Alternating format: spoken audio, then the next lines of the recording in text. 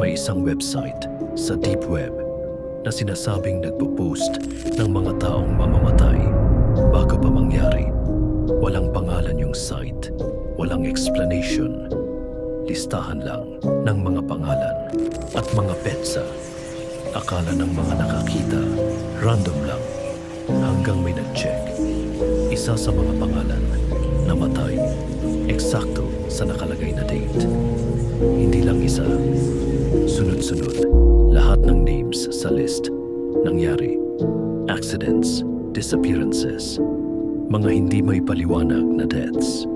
Pero ang pinaka nakakatakot, may isang user, nakita ang sarili niyang pangalan. At ang date, papalapit na. Hanggang ngayon, hindi na siya nag-update. At yung last post niya, it knows. So kung makita mo pangalan mo, aantayin mo ba